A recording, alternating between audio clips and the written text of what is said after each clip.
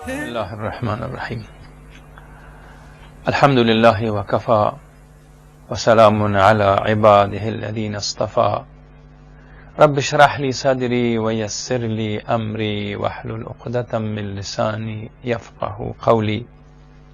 خواهر و برادر عزیز و ارجمند، السلام علیکم و رحمت الله و برکاته.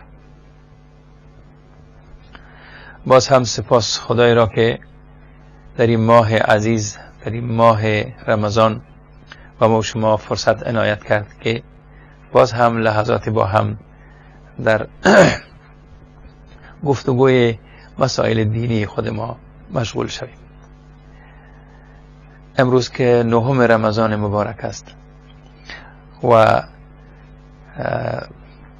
به سال حق برنامه های خاص رمضانی را به شما عزیزان تقدیم میکنه و این برنامه هم که لحظات آسمانی نام گذاشته شده یا لحظه های آسمانی. در این عنوان برنامه ما امروز درباره رحمت و مهربانی الله در قرآن عزیز یا رحمت و مهربانی در قرآن مجید عنوان گذاشتیم و یک ساعت با شما انشاءالله با گفتگو میشینیم. رحمت الله، مهربانی و لطف الله که تمام کائنات زیر شعاع خودش گرفته و الله منان تمام مخلوقات با این صفت مبارک خودش نوازش میده. صرف نظر از این که این مخلوقات در کدام ردیف هستند، چی میکنند، چی کار دارند، چی مسئولیت دارند. و رحمت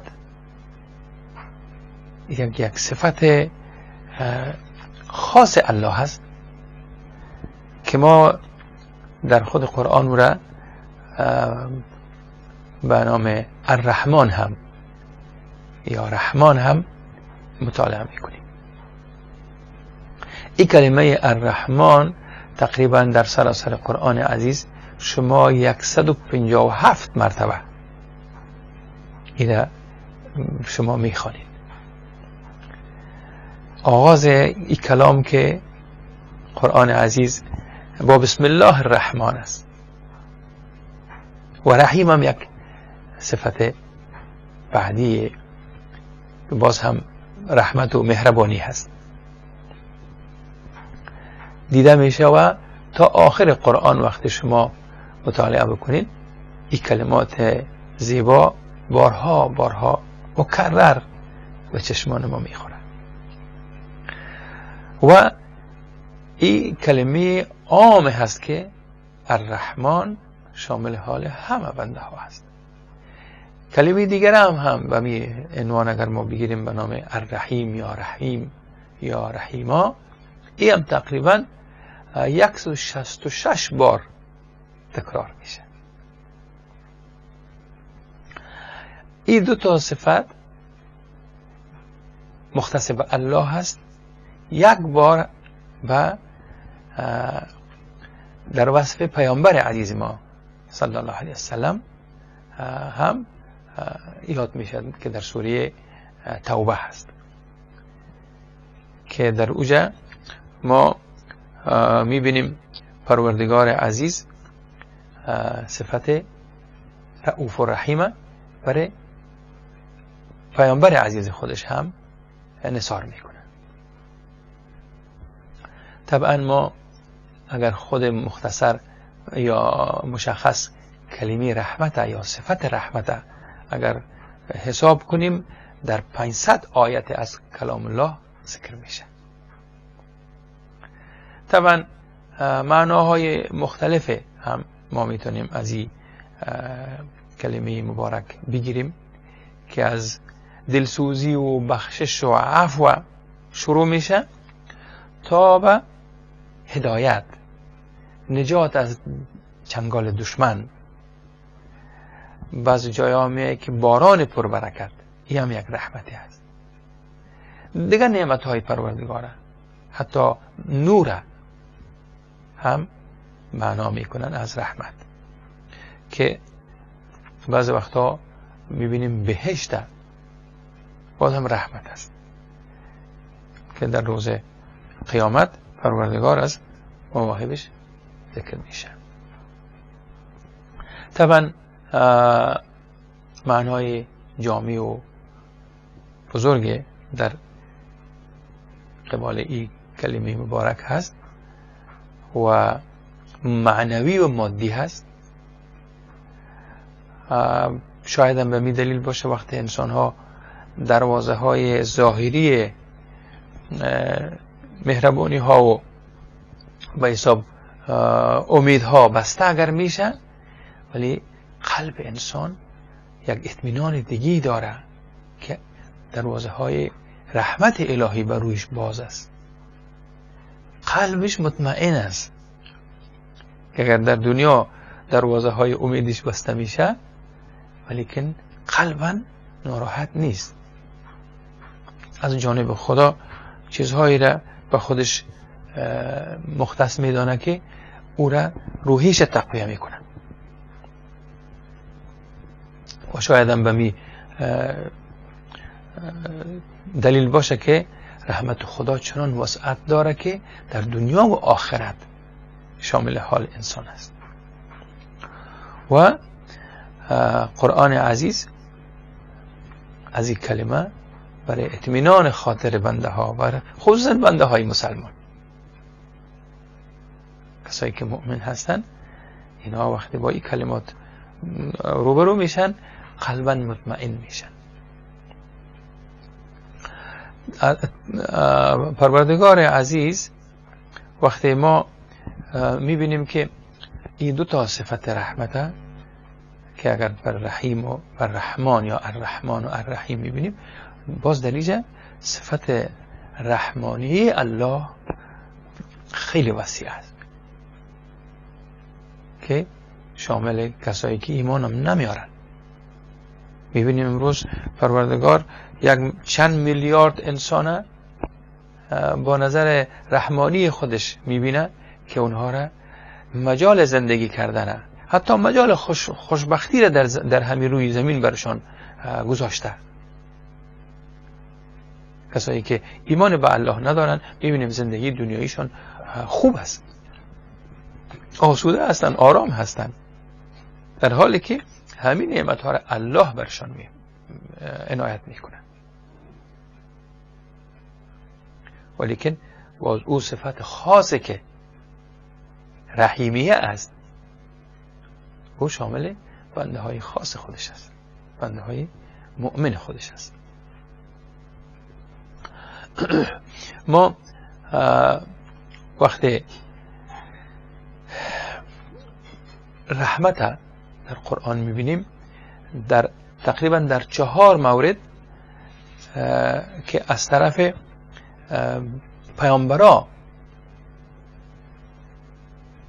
از خداوند طلب میشه که خدایا رحمت تا یا بر ما رحم بکو. در 4 مورد 3 موردش است که خاص با پیامبرا هست، 1 مورد دیگه هم بنده های خاص الهی هستند، گناه رحمت خدا را تمنا میکنن.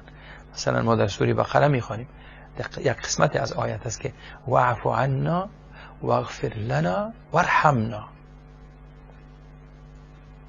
سبحان الله، باز هم همون رحمت الهی را ما طلب میکنیم.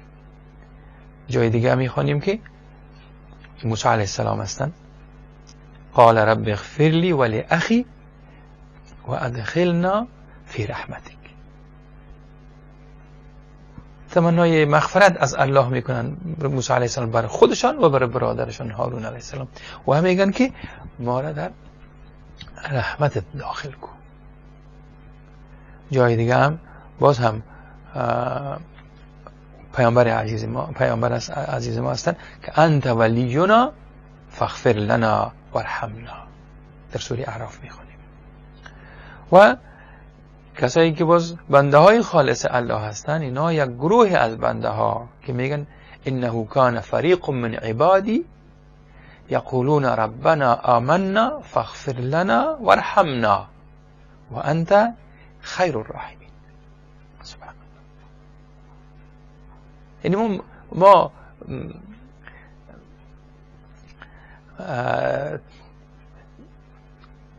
ما همیشه ما مدیون الله هستیم که رحمتش بر ما لایق ببینه.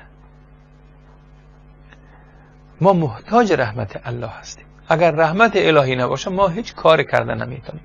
در جای هم به این عنوان آیت های مبارک می آید. جایی در قسمتی هست که مثلا میبینیم در سوره کهف است و ربک الغفور ذو الرحمه، پروردگار شما بخشنده و دارای رحمت است. در سوره انعام میخوانیم کتب ربکم علی نفسه الرحمه، الله رحمان رحمت برای خودش واجب کرده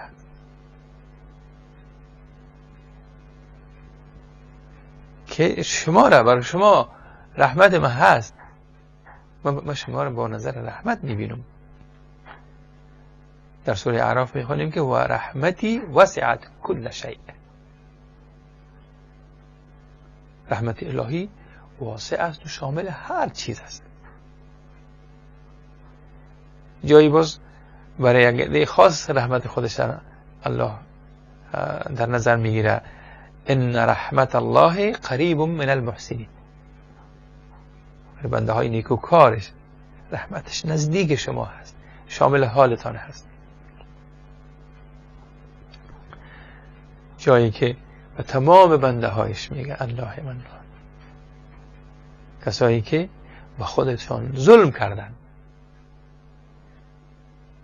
نافرمانی الله کردن، گستاخی کردن، فراموش کردن، عصیان کردن، حدود و مرزهای الهی را زیر پا کردن، وقتی هم به اینا هم الله خطاب میکنه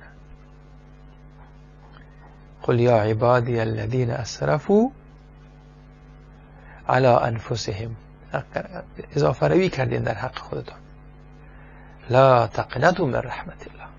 سبحان الله.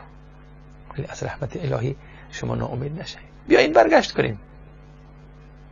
ماهی را که الله عزیز بر ما روان کرده، همین دهی که هستیم و شما دهی رحمت است. دعوت میکنه الله منان همگی بیایید به طرف دسترخوانی که هموار کرده الله در این ماه مبارک. دسترخوان رحمتش است. تنها میگه کسایی از رحمت الله ناامید میشن که اونا گمراه باشن.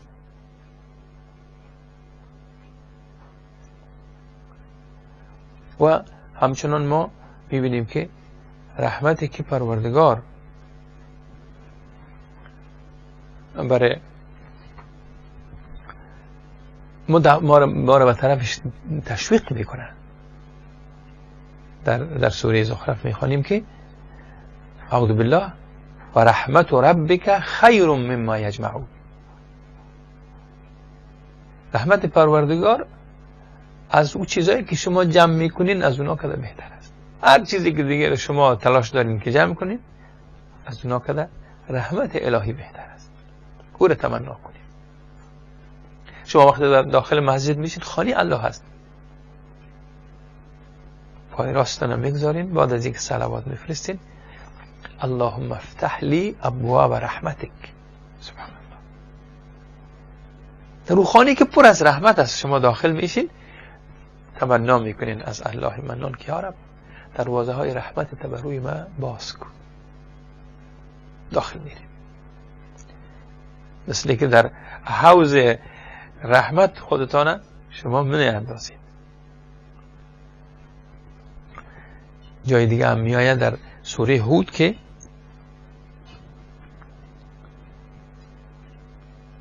رحمت کردن به بندگان از فلسفه های خلقت است، یا از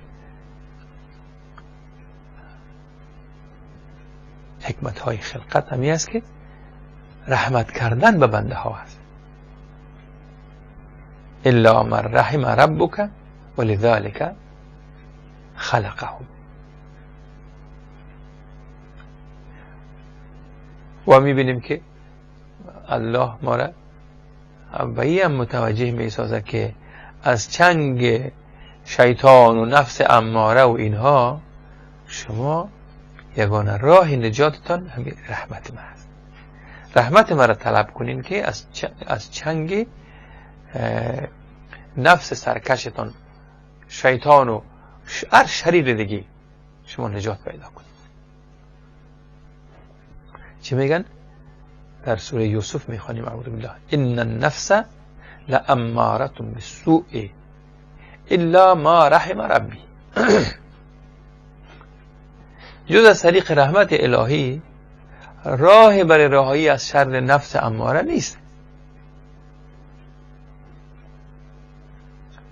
خدایا ما را از شر شیطان، از شر نفس اماره و نفس سرکش ما تو نجات ببخش. رحمتت شامل حال ما بکن. و نظر رحمت طرف ما ببین که ما از این مصیبت خلاصیم یا الله.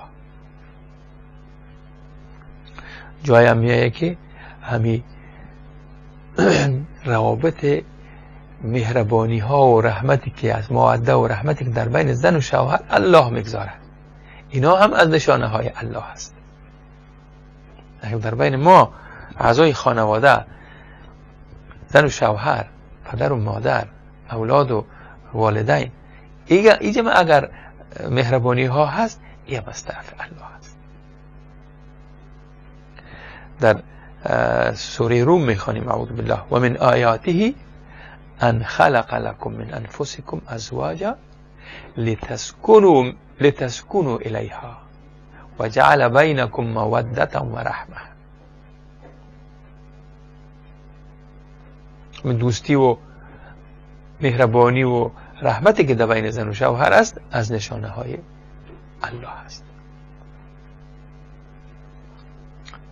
جای هم میایه قرآن عزیز که همین در موسم بهار که اگر این نباتات دوباره زنده میشن، این از رحمت الله است.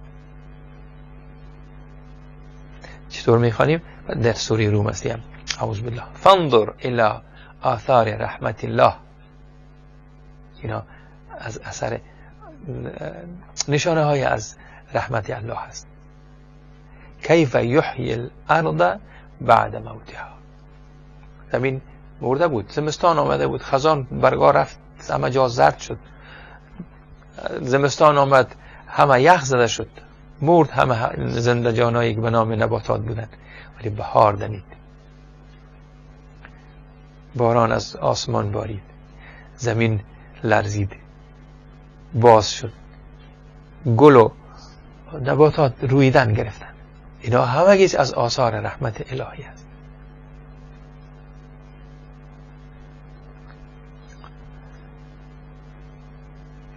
در سوره الحدید میخوانیم که کسانی که ایمان آورده اید تقوای الهی پیشه کنید و به رسول او هم ایمان آورید. چی میشه وقتی که شما این کار کردین؟ کسایی که ایمان آوردن از الله پروا کنن، الله دوست داشته باشن، از الله بترسن و به پیامبرش ایمان بیارن. چی کار میشه بر از اینا؟ خداوند دو بهره و نصیب از رحمت خودش به شما کرامت میفرماید. سبحان الله. یا ایها الذین آمنوا اتقوا الله و آمنوا برسوله یؤتکم کفلین من رحمته. 2 تا نصیب براتان از رحمت خودش عنایت بفرماید. طبعا ما وقتی از رحمت الهی صحبت میکنیم ما که محتاج به رحمت الله هستیم، یک توتی از این رحمت هم، یک ذره از این رحمت هم الله بر خود ما و شما عنایت کرده. مهربانی های مادر به اولاد، از پدر به اولاد، از زن به شوهر، از شوهر به زن، از والدین به اولاد، از اولاد به والدین، از انسان ها به حیوانات، از انسان ها به تمام مخلوقات. اینا هم رحمت است که الله یک گوشه از او در فطرت ما گذاشته.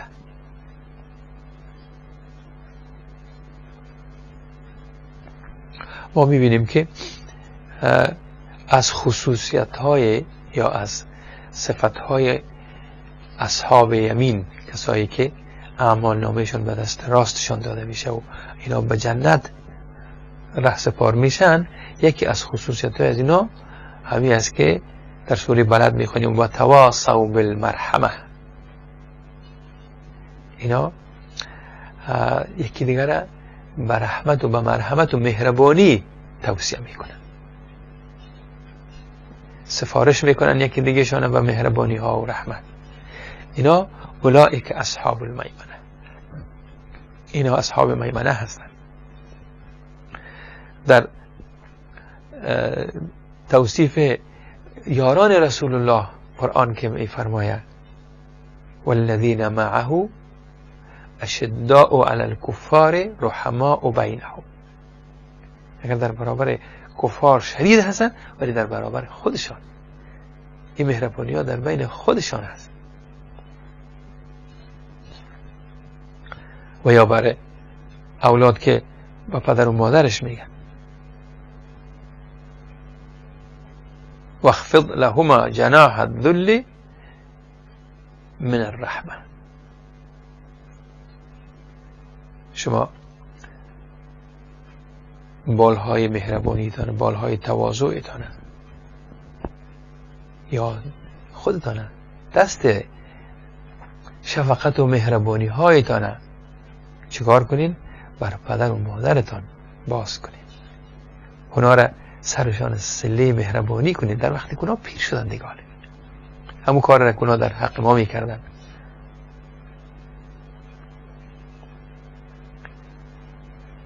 با تواضع با اونا برخورد کنین، بال مهربانی تانه، بالهای مهربانی تانه که از شما شفقت و رحمت بباره در سر پدر و مادرتان.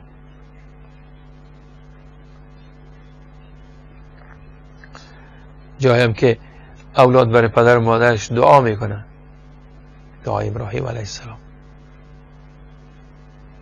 و قل رب ارحمهما کما ربیانی صغیرا. در طفولیت اونا چقدر مهربانی کردن بر ما. خدای عالی که اونا پیر شدن تو بالای از اونا مهربانی بکن. ما در حالتی که به الله ایمان میاریم، از الله التجا میکنیم که رحمتت بر ما بباران.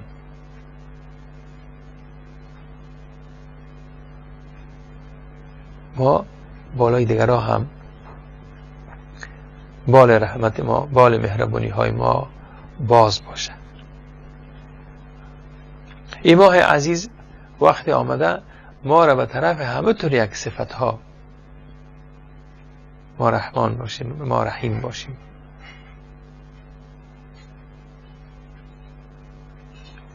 وقت است که ما بندگی ما را به جای میکنیم. وقتی ما به دیگران مرحمت نکنیم، دیگران به ما مرحمت نمیکنن.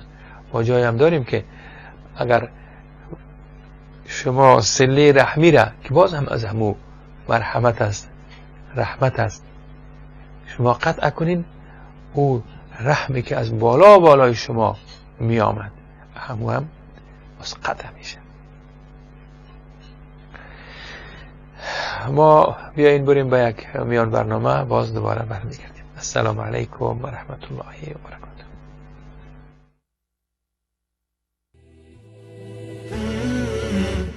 الحكمة ضالة المؤمن وبنو الإسلام بها أولى، حيث تجدها فعليك بها عنها أبدا لا تتخلى.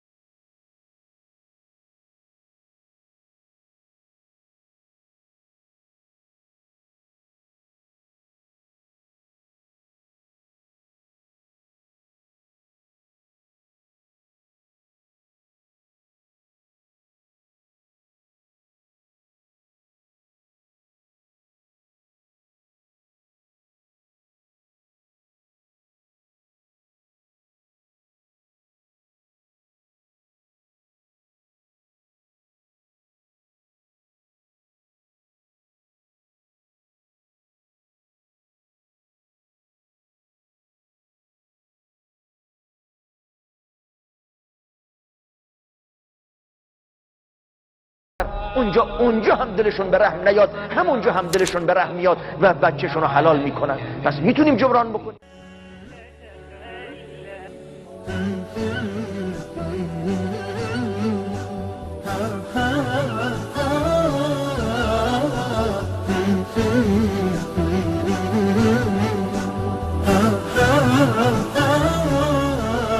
الحكمة ضالة المؤمن.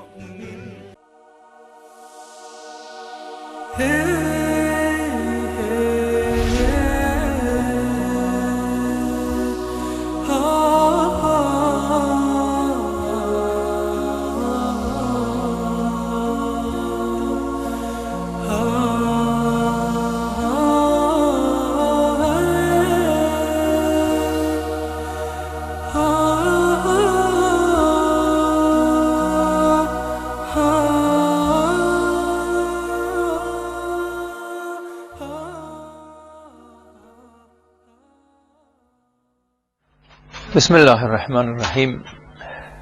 خواهر و برادر عزیز، این ماه حقش ادا بکنیم. الله منان بر ما باز بهانه ساخت که از غفلت و از تنبلی ها بیرون شویم، بیاییم دوباره تجدید پیمان کنیم، عهد کنیم که خدایا بر ما این چانس بده که ما جبران گذشته ها رو بکنیم. یک ماه الله منان در اختیار ما قرار داد. بعضی از بزرگای ما میگن وقتی انسان به این ماه داخل میشه، اولین دعایش می باشه که یا رب شب قدر به من نصیب کن. در شب قدر شما وقتی که اگر نصیبتان شود، شما سعادتمند هستین. یک عمر شما مثل که عبادت میکنین. تنبلی ها و کسالت هایی که در یک سال یا در سالهای گذشته صورت گرفته، اینها را به او شب شما جبران میکنید. الله برابر 1000 ماه اجر میده برای شما. بنان نه که انتظار روز 27 یا دهه آخر باشیم، از همین روز اولی که داخل رمضان میشین شما بگو خدایا حالی که ما را به رمضان رساندی، شب قدرم نصیب به ما بکن. ما دو شب قدرم از الله رحمت الله تمنا میکنیم. اگر شامل حال ما رحمت الله شده باشه و ما دهی رحمت لایق رحمت الهی شده باشیم، الله منان روز 27 اگر قول یا دهی آخر ما را لایق شب قدرم میگرداند. الله رحمان ما با خود داشته باشیم، مرحمتش از ما قطع نشه، ما آزار نتیم الله، ما رضایش از دست نتیم، خوشنودی الله همیشه با ما باشه و ای با لطف خوش شما، با مهربانی های شما در خانواده، در اجتماع ای به دستان می آید. رحمت الهی را وقتی شما بر دیگران رحم کردین او را به دست می آرید. ما در این ماه عزیز شب و روزش استفاده بکنیم. این قرآن با ما سر و کار داشته باشه یا ما با قرآن سر و کار داشته باشیم. هر روز این قرآن باز کنیم، خصوصا در این ماه مبارک. جبرائیل علیه السلام هر روز رمضان پیش رسول خدا حاضر میشدن، قرآن تلاوت میکردن و رسول الله مبارک تلاوت میکردن، میشنویدن. پس ما این چانس از دست ندیم. ما این رمضان برای خود ما یک فرصت برای تقویت ما برای 11 ماه آینده تا رمضان دیگه بیاید.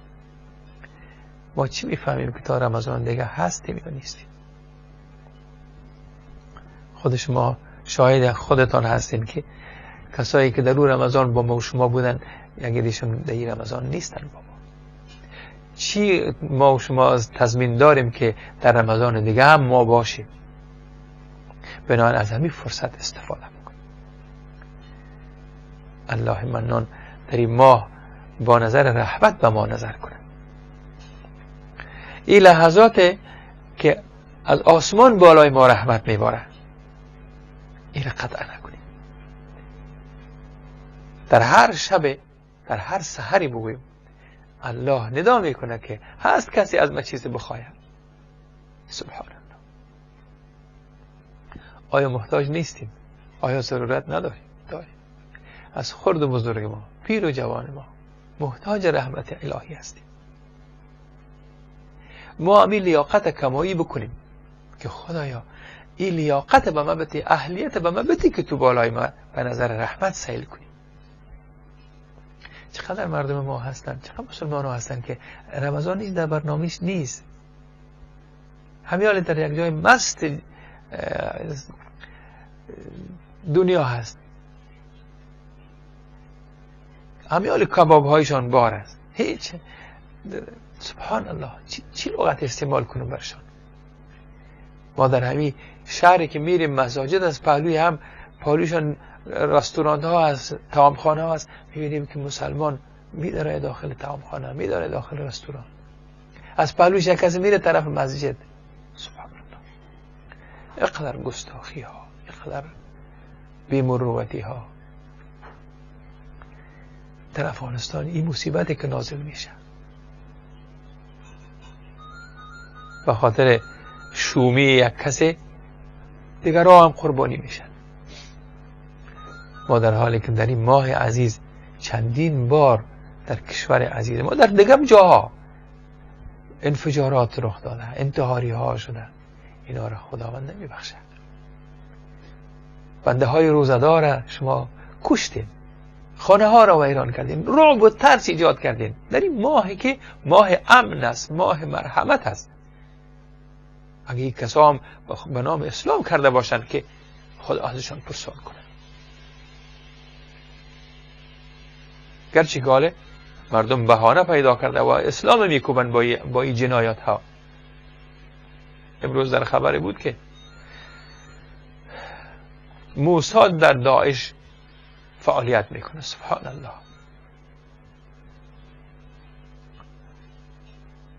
بیا این دست به گریبان شه ما بگیم خدایا ما را لایق کمکت میکردم.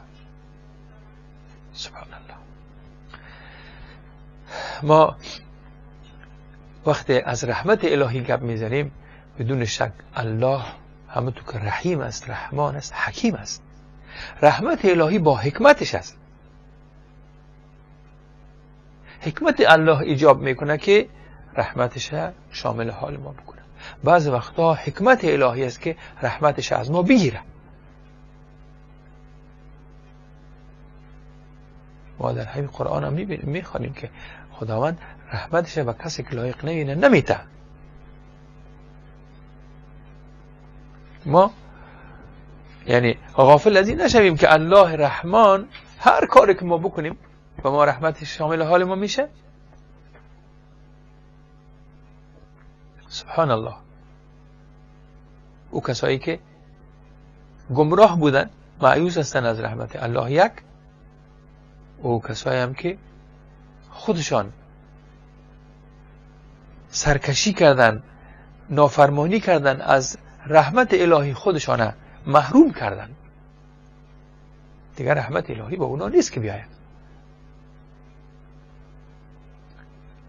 پروردگار عزیز در جای هم گناهکارها را مجازات میکنه. این از حکمت الله هست که او کسی که فرمانبردار الهی است او هم احساس مرحمت الهی را میکنه که خب وقتی که او گناهکارش، سرکش، ظالم هم مورد رحمت الهی قرار داشته باشه و این همیشه در سنگر، همیشه در مسجد، همیشه در خیر و نیکی، همیشه خیرش برای مردم رسیده، در نیتش خیر بوده، ای هم شامل حالش رحمت است. و هو ای باز عدالت الهی نیست، ای از حکمت الهی دور است. بعض وقتا اونا رو الله مجازات میکنه که دیگرها عبرت بگیرن، نکنن او کاره که از رحمت الهی محروم شوند.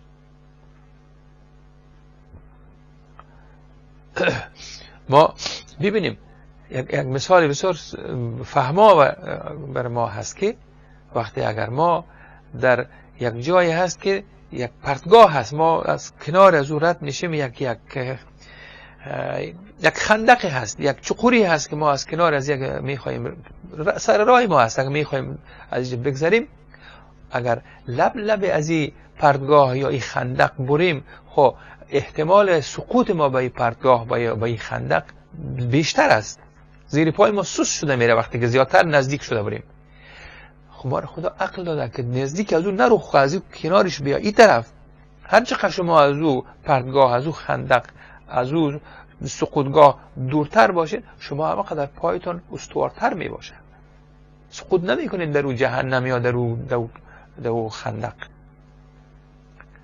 پس ما وقتی که رحمت الهی را انتظارش داریم، خود در اون جای قدم بگذاریم که رحمت الهی شامل حال ما شود. ما در قرآن عزیز، در قرآن مجید یک سوره داریم به نام الرحمن. سبحان الله. شما وقتی این کلام مطالعه میکنین، تفکر کنین، تدبر کنین، چیزهایی در این میبینین که الله رحمان چقدر بنده هایش دوست داشته، چقدر نوازش میکنه بنده ها را. حتی اگر کسای این نعمت های الله که در این سوره، در مفسرین بعضا میگن که سوره الرحمن یک نمایشگاهی از نعمت های الهی برای انسان و حتی برای انس و جن است. شما از خورد و نوش و از نعمت های گوناگونی که در دسترس ما قرار میده الله منان، از روشنایی آفتاب و مهتاب و از این خود این زمین، از دریاها، از این مناظر طبیعیش، از این مخلوقاتی که خداوند عزوجل بر ما در اختیار ما قرار میده، اینا را مثل بگوییم نمایشگاه نعمت های الهی است. در اینجا آغاز این سوره با کلمه الرحمن. مثل که پروردگار اعلان میکنه برای عالم، برای کل کائنات، الرحمن، ما صاحب رحمت و مهربانی است. و این یک آیت است، نقطه، الرحمن. سبحان الله. و معنای دیگه مهربانی و رحمت. اولین چیزی که برای دنیا اعلان میکنه الله منان، رحمت خودش است.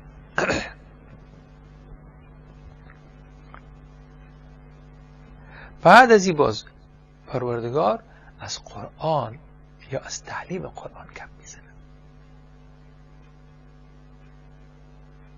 عالم رحمانه، دسترخوان رحمانه، مهربانی های الله رحمانه که برای ما باز بیشتر توضیح میده. قرآنی که خودش هم رحمت است، خودش هم نعمت است و بزرگترین نعمت است قرآن که از جانب رحمان آمد. این لحظاتی است که از آسمان آیت ها نازل می شد.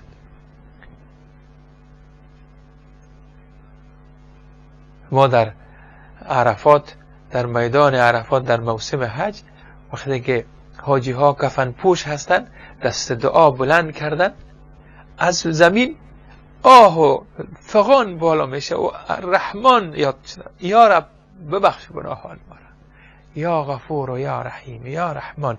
از پایین این صداها، این فریادها با گریه ها بلند میشه، از الله، از آسمان الله باران رحمتش میباره. در اون میدان عرفات ما یک جبل هم داریم، یک کوه هم داریم به نام کوه رحمت. رحمت الله شامل حال بنده هایش میشه. پروردگار مباهات میکنه به نزد فرشته ها که ای ملائکه اینا چی میگن؟ این بنده های ما، این انسان ها در روی زمین جمع شدن، کفن پوشان، چی فریادشان بلند شده، چی میخواین اینا؟ بدون شک الله میفهمه که چی میخواد از زبان ملک بشنوه. ملائک میگن یا رب از تو تقاضای بخشش میکنه. الله رحمان از همونجا جوابشانه میده، ای ملائک شما حاضر باشید من همگیشانه بخشید. رحمت الهی جوش میکنه. حال در اینجا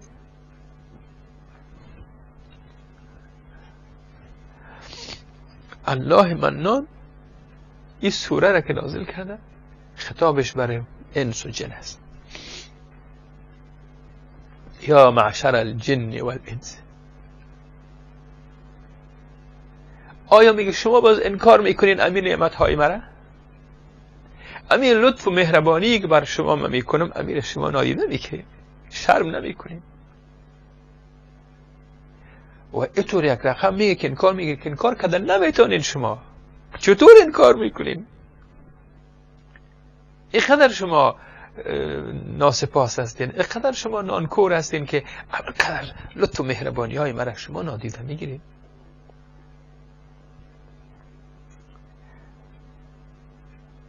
اینقدر این سوره اینقدر زیبا هست. اول رحمت و فضل و کرم خودش بیان میکنه، مهربانی هایش میگه، اعلان میکنه من رحمان هستم. بعد از اون قرآن بر شما نازل میکنه، تعلیم قرآن است. بعد از اون خلق الانسان است، یعنی برنامه رو به ما شما الله جور کرد، بعد از اون شما رو خلق کرد. بعد از اون صفتهای بزرگی که بیان بر ما شما نصیب کرد، ما بیان کرده بتانیم، گپ خود زده بتانیم، گپ شنیده بتانیم. همه لطف و مهربانی های الله رحمان است. این شمس و قمر که سجده میکنن، ذکر الله میکنن. این ماه و خورشید برای ما عنوان میکنه. درخت ها را از آسمان چیزهایی به شما نازل میشه.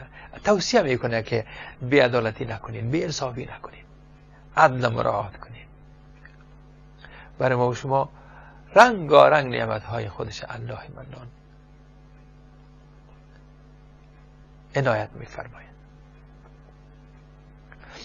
پس می‌بینیم که در همین سوره با همین بزرگی، با همین زیباییش، باز هم ما را الله متوجه می‌سازد که شما در همین دنیا که جای امتحان شما هست خودتان را جمع جور کنید، از این وقت استفاده بکنید و یک جای دیگه هم باز آمدنی هستید.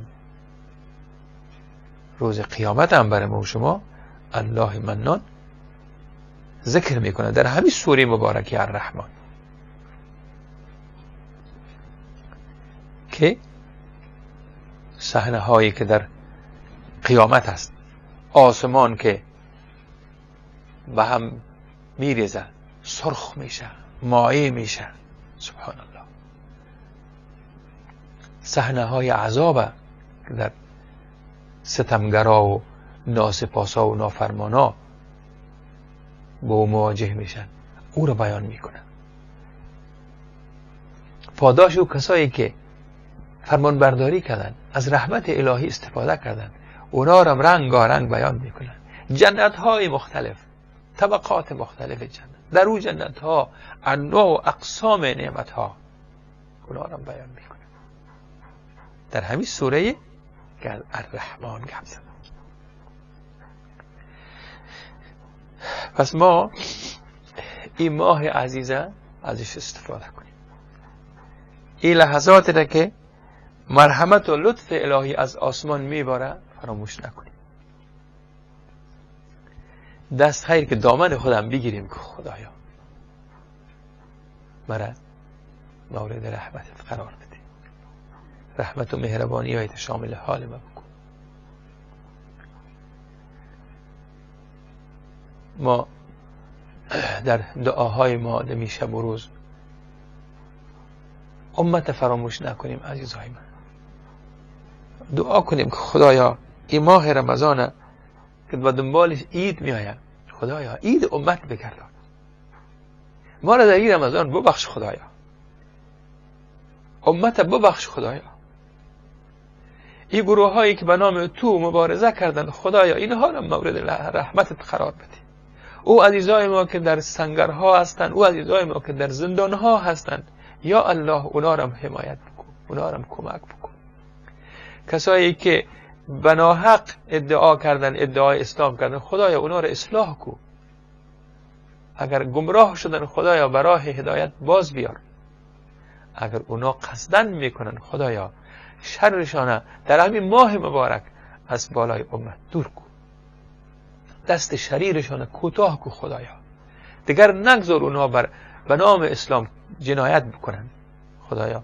اگر دشمنای اسلام دستبردار نمیشن از ظلم و ستمشان، در این ماه عزیز خون مسلمان ها را میریزن خدایا، اونها را جلوش تو بگی، انتقام امت تو بگی خدایا. ما محتاج رحمت تو هستیم یا الله، ما به مهربانی تو محتاج هستیم خدایا. دست رحمت تو، دست مهربانی تو به طرف ما دراز کن خدایا. وقتی عزیزای من سرتان در سجده میگذارین همین را دعا کنین. اللهم یا مقلب القلوب ثبت قلوبنا علی دینک. اگر ما در دین ما ثابت قدم شدیم رحمت الله شامل حال ما است. دعا کنیم یا رب اللهم ارزقنا توبة نصوحة قبل الموت. این شب و روز وقت دعا است که خدایا پیش از که بمریم توبه ما را قبول بکن و ما این توبه نصوح نصیب بکن یا الله.